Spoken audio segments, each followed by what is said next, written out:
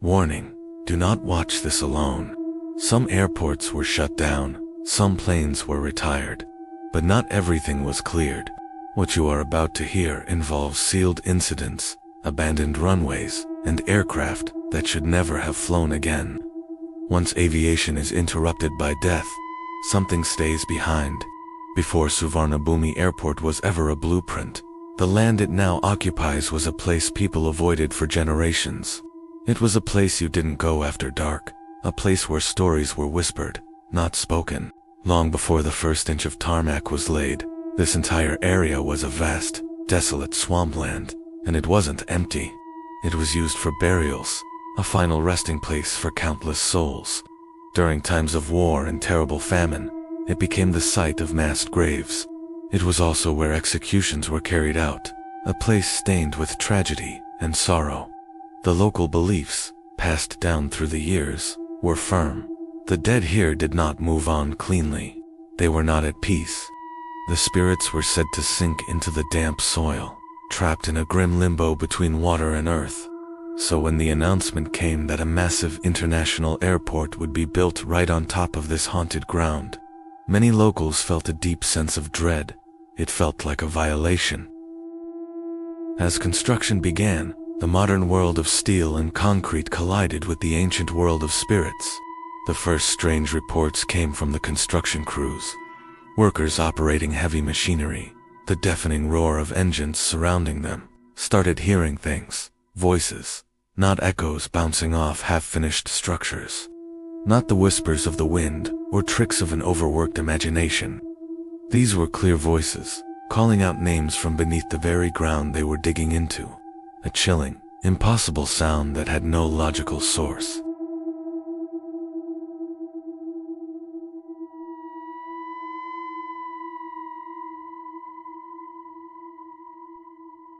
The strange occurrences escalated. The night shift workers, toiling under harsh floodlights in the middle of the empty swamp, were the most affected. One by one, they began collapsing, fainting without any medical explanation. They weren't injured, they weren't sick, they would just suddenly drop. In certain areas of the construction site, equipment would fail repeatedly, without any discernible cause. Engines would die, electronics would short out, only to work perfectly once moved to a different location. The same zones, over and over, seemed to reject the machinery. One bulldozer operator, a seasoned veteran, quit on the spot. He later told his friends that as he drove his machine, the ground beneath the heavy treads felt wrong. It felt soft, he said, not like mud or soil, but like stepping on flesh. His story spread like wildfire through the camps. Then came the most terrifying incident. A laborer, in the middle of his shift, suddenly stopped working. His eyes went blank, and he entered a trance-like state. He began speaking, but the voice that came out of his mouth was not his own. It was deep, authoritative, and ancient.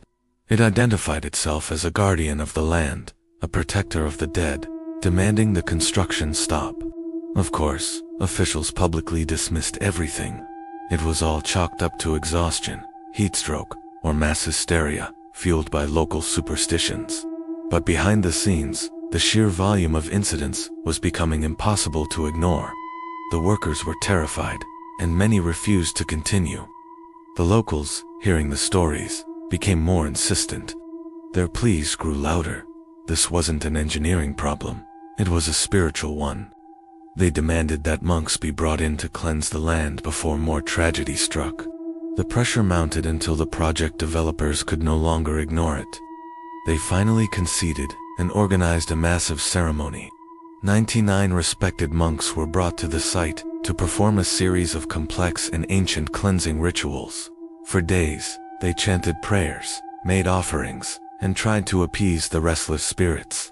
Offerings were even buried beneath the very spots where the runways would be paved. A desperate attempt to create a spiritual foundation of peace. And then, the airport opened. Officially, the problem was solved.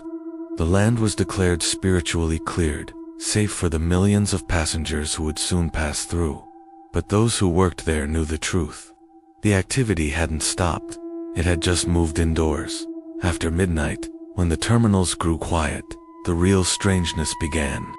Staff in the control rooms noticed airport intercoms crackling to life on their own, broadcasting static or faint whispers, even when they were disconnected from power.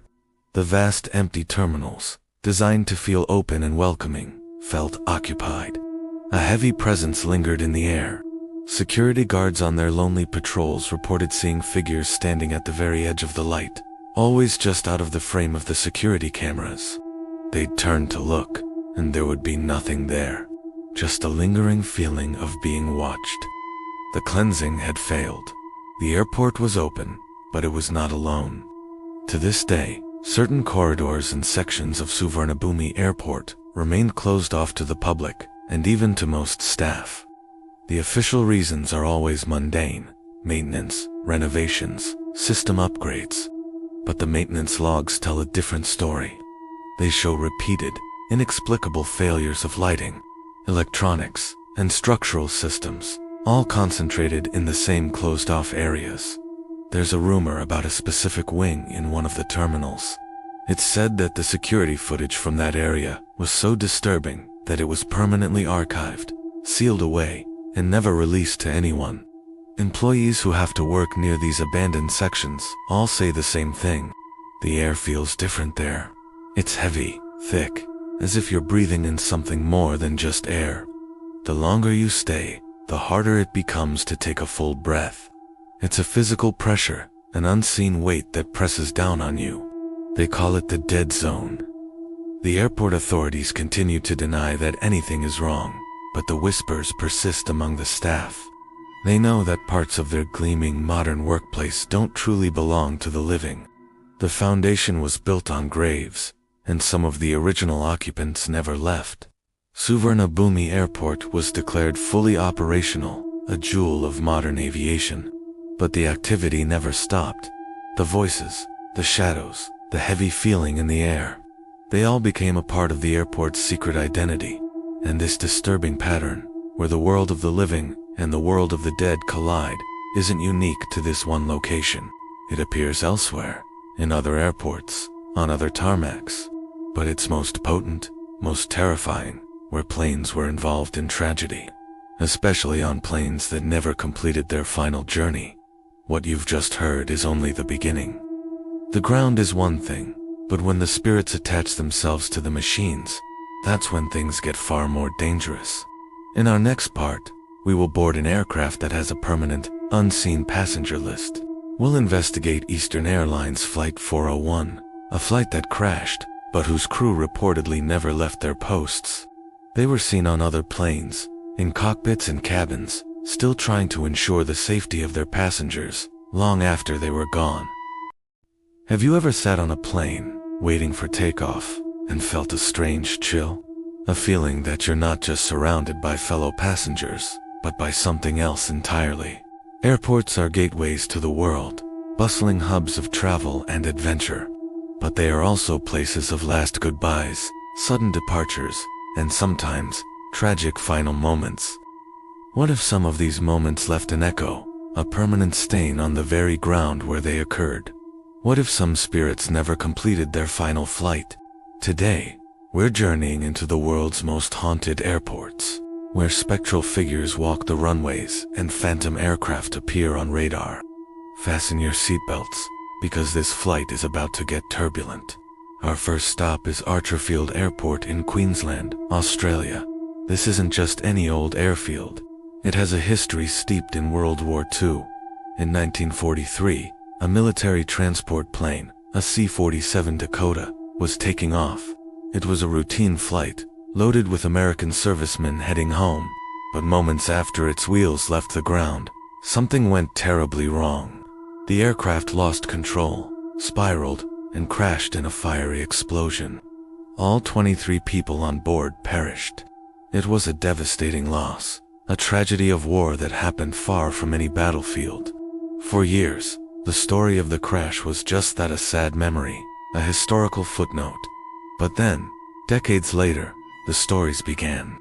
Pilots, hardened professionals, who trust their instruments and their eyes above all else, started seeing something impossible. It always happened near the old runway, the same one used during the war. A figure would appear out of nowhere, a man in a vintage military uniform. He was described as walking slowly, almost aimlessly, along the tarmac. The most chilling detail: he was carrying a parachute, one that was clearly never opened, never deployed. It hung limp, a symbol of a chance never taken. Pilots would see him, slow their taxiing aircraft, and try to get a better look. Who was this person, wandering onto an active airfield? But as they got closer, he would simply vanish, just dissolve into thin air. At first, these were isolated incidents, dismissed as tricks of the light or fatigue, but the sightings became more frequent, more consistent. Flights started getting delayed. Pilots, spooked by the apparition, grew hesitant. Some flat out refused to perform night landings if it meant using the section of the airport near the old runway.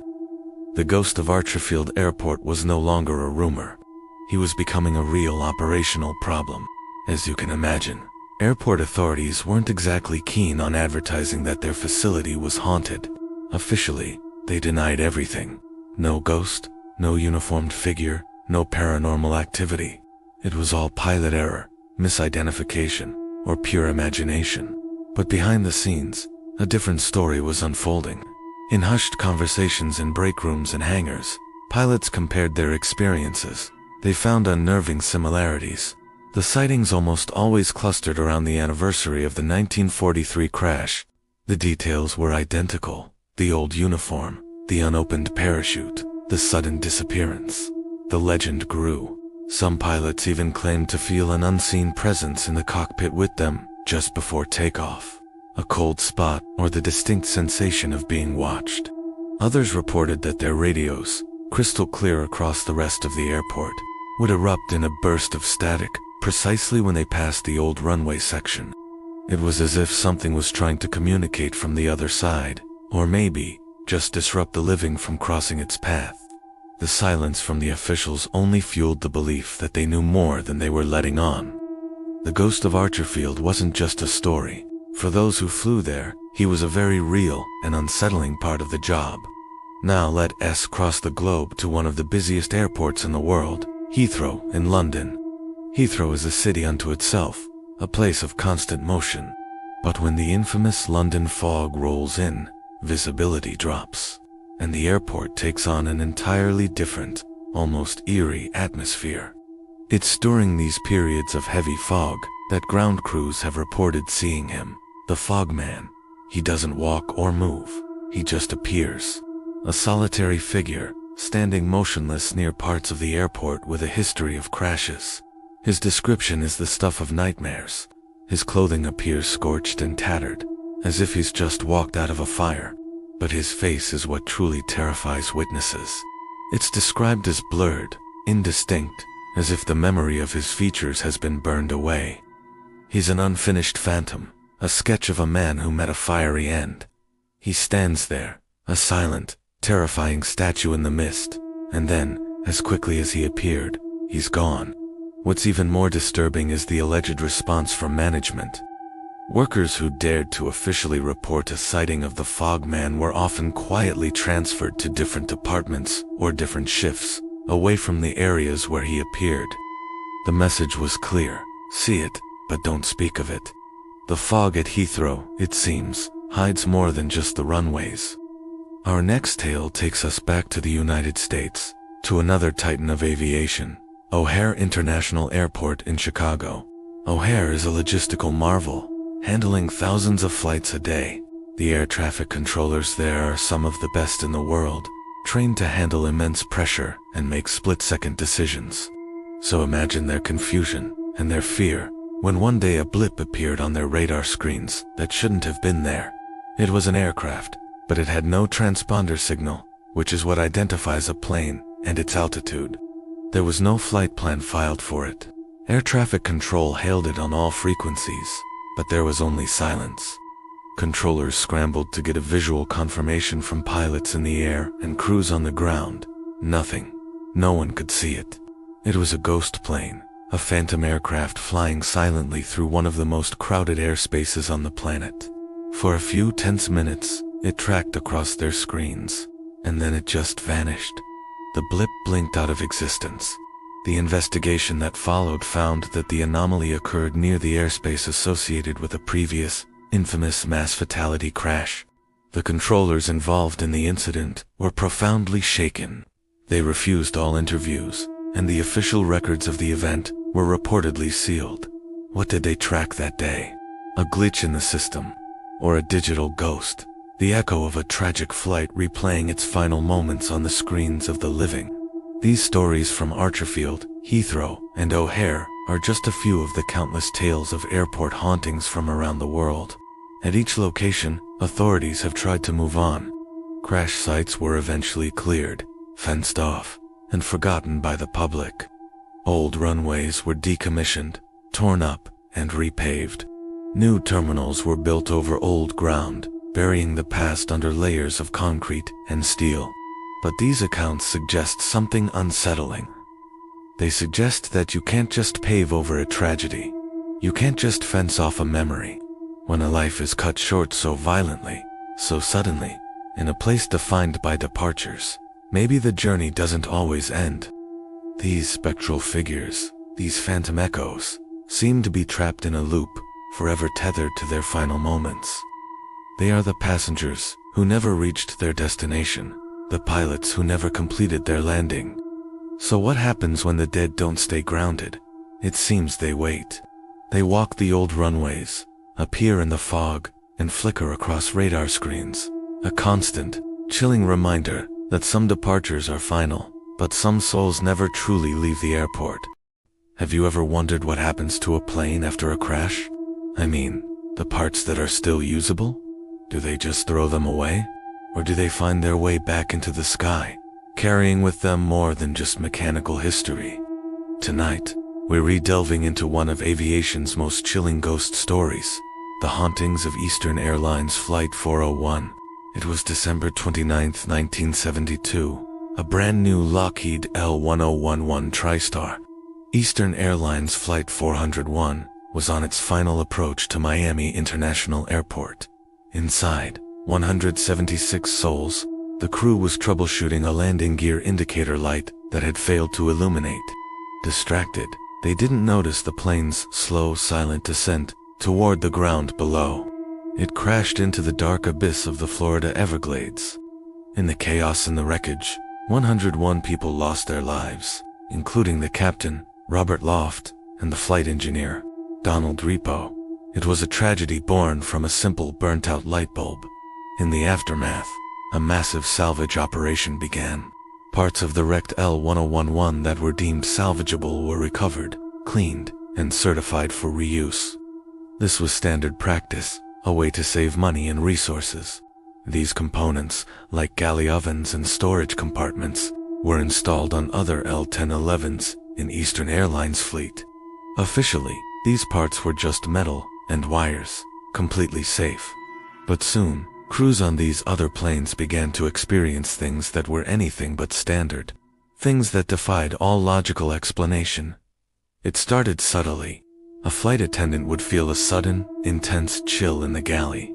Another would catch a fleeting glimpse of a face in a polished metal surface where no reflection should be.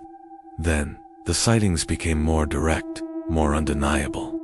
The apparitions almost always took the same form: two men in Eastern Airlines uniforms, a captain and a flight engineer. They were identified by multiple crew members who had known them in life as the deceased. Captain Bob Loft and flight engineer Don Repo. These were not violent or aggressive hauntings. The spirits appeared calm, almost observant. Pilots would turn around in the cockpit to find Captain Loft standing silently behind them, just watching. On one flight, an engineer was performing a pre-flight check when he came face to face with the apparition of Don Repo. Repo allegedly spoke to him, saying, "You don't need to worry about the pre-flight, I've already done it." Moments later, the spirit vanished. On another flight, the captain and two flight attendants saw the face of Bob Loft staring out at them from a galley oven. They were terrified, but also deeply concerned. They called an engineer to check the oven, but as soon as he arrived, the apparition was gone. The captain, shaken, canceled the flight. Later, it was discovered that the very oven where the face appeared had been salvaged from the wreckage of Flight 401. The stories spread like wildfire through the airline's staff, whispered in crew lounges and on late-night layovers. Flight attendants reported seeing the ghostly figures sitting in passenger seats, only to disappear when approached. A captain on one flight swore he saw Don Repo in the engineer's seat. He said he spoke to him, and Repo seemed concerned, pointing at an instrument panel. A moment later, that very system malfunctioned. It was as if the spectral crew was still on duty, trying to prevent another disaster from happening. One of the most famous encounters involved a flight attendant on a flight to Mexico City. She noticed a pale, quiet man in a captain's uniform sitting in first class. He seemed unresponsive, and she became worried for his health. She tried to speak to him, but he just stared blankly ahead. The flight attendant next to her suddenly gasped, her face turning white. "Oh my God," she whispered. "That's Captain Loft." As they both stared, the figure simply faded away, leaving an empty seat. Faced with a growing number of these chilling reports, Eastern Airlines found itself in an impossible position. Publicly, they had to maintain an image of safety and reliability. They couldn't exactly issue a press release saying their planes were haunted. So, they officially denied everything. The stories were dismissed as rumors, the product of overactive imaginations or stress.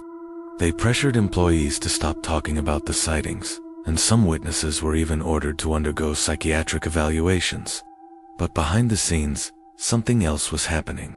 The airline's maintenance logs from that period tell a different story. Reports show systems mysteriously correcting themselves right after a sighting was reported. Electrical faults would vanish, and warning lights would cease flashing without any mechanical intervention. It was as if the ghostly crew of Flight 401 was not just appearing, but actively maintaining the aircraft from beyond the grave. The official denial only fueled the whispers. Crew members began to see the salvaged parts as cursed, contaminated by the tragedy they had witnessed. They would check maintenance records before a flight, trying to see if their plane carried any components from the doomed jetliner. The company, realizing the stories weren't going away and were affecting crew morale, began to quietly and systematically remove all the remaining salvaged parts from its L1011 fleet. There was no announcement, no official recall. The pieces just disappeared. With the removal of the parts, the sightings of Loft and Repo began to dwindle, eventually stopping altogether. The airline never conducted an official investigation into the paranormal claims, or, if they did, the findings were never made public. The witnesses, the pilots, and flight attendants who had seen the impossible, were often reassigned or chose to leave aviation entirely, haunted by what they had experienced. The story of Flight 401 became a legend, a ghost story told by pilots to spook new trainees. John G. Fuller even wrote a best-selling book about it called The Ghost of Flight 401, which was later turned into a movie. But even today, the legend endures. It serves as a chilling reminder that some things can't be explained by maintenance logs or engineering reports. It taps into a primal fear that the machines we trust with our lives might carry unseen passengers, echoes of a past tragedy. And that leads to the question that no one in the industry really wants to answer. If a plane can be haunted by the spirits of its former crew, what other memories might be trapped within the metal and wiring of the aircraft we fly in every single day? What happens when a machine bears witness to human tragedy? Does a part of that tragedy stay with it forever? The story of Flight 401 suggests that sometimes, the past doesn't just haunt us, it flies with us. The silence is different. It's heavy. Airports are built on a promise. You arrive, you depart. It's a cycle, a constant flow of people, coming and going. But what happens when that cycle is broken? Not by a delay, not by a cancellation, but by something final. Think about it. We build these massive terminals, these sprawling runways, sometimes on land, with its own history, its own stories. We send billion-dollar machines hurtling through the sky. But for all our modern technology, for all our precision engineering, we're still dealing with something ancient. the simple, profound transition between one place and another, between being here and being somewhere else. Most of the time, it works. Millions of flights, millions of safe arrivals.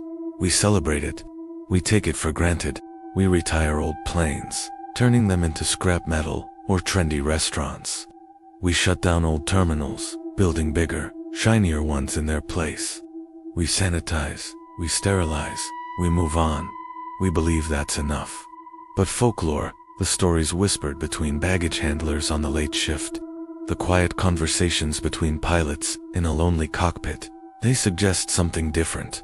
They suggest that when a journey is violently interrupted, when the promise of arrival is broken, cleaning up the wreckage isn't enough. Something else is required. Something ritualistic. Something that our modern, sterile world has forgotten how to do. It's a global phenomenon. You'll hear stories from the misty fields of England, the dense jungles of South America, the arid deserts of the American Southwest. Different countries, different cultures, different crash sites, but the stories, when you strip them down, are chillingly similar. A feeling of being watched, a sudden, inexplicable drop in temperature, the faint, staticky sound of a voice on a dead radio frequency. It seems that some places, once marked by tragedy, never truly become empty. The land remembers. It's not just the land either, it's the metal. Wreckage from fatal crashes is sometimes salvaged. A turbine blade here, a section of fuselage there. These parts, supposedly inert, are sometimes reused in other aircraft. And that's when the stories get really strange. Pilots report inexplicable electrical glitches, instruments that flicker and die over the exact coordinates of the original crash. Flight attendants feel a cold hand on their shoulder in an empty galley. Passengers complain of a persistent, mournful crying sound that no one can trace. It's as if a piece of the tragedy, a fragment of that final, terrifying moment, is now embedded in the very bones of the new machine, flying the skies again and again. A ghost in the machine, quite literally.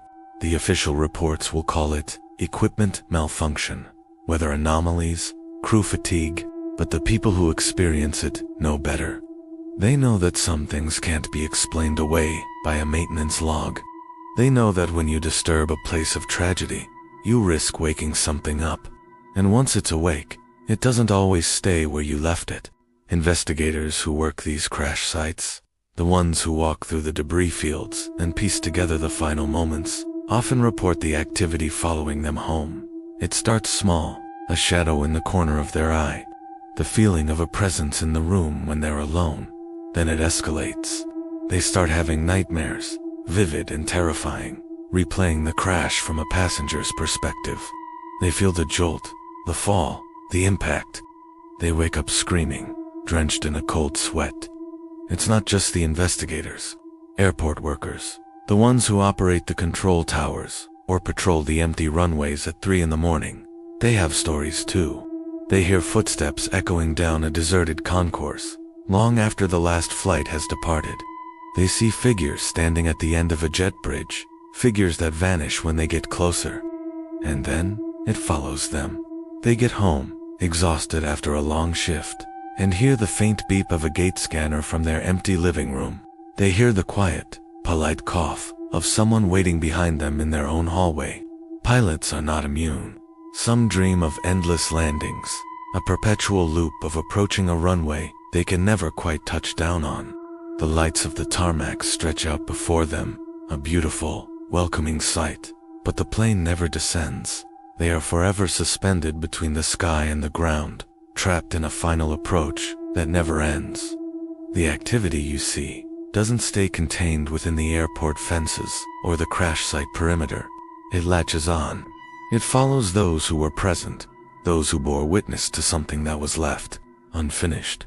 Airports are liminal spaces. They are thresholds. You are neither at your origin nor at your destination. You are in between. It's a place of pure potential, a place of transition. You arrive with the excitement of a new beginning. You depart with the bittersweet feeling of an ending. That is the natural order of things.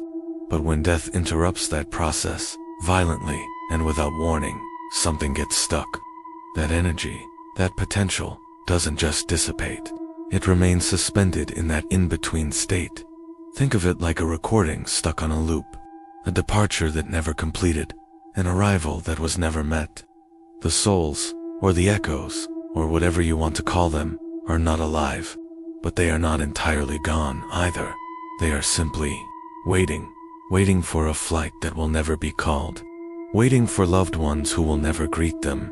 They wander the terminals, sit in the departure lounges, and stand by the gates, forever caught in the moment their journey was supposed to continue. So a final warning.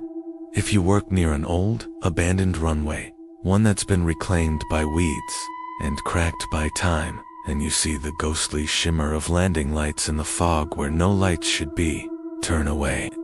If you're in a control tower late at night, and your radar screen shows a blip, a phantom aircraft moving silently across the airspace, an aircraft with no transponder, no call sign, something that technically shouldn't exist, do not try to contact it. And if you're walking through an empty terminal, and you hear your own name whispered over the public address system, a faint, distorted voice calling out from the silence, do not answer. Do not acknowledge it. Just keep walking. Because some things are looking for a connection. They are looking for a way to finish their journey, and you do not want to be their destination. Some planes never landed. Some airports were never truly emptied. And for some passengers, the gate is still open, and they are still waiting to leave. Thanks for watching. Subscribe to Tales of the Dark, where every story gives you a new nightmare.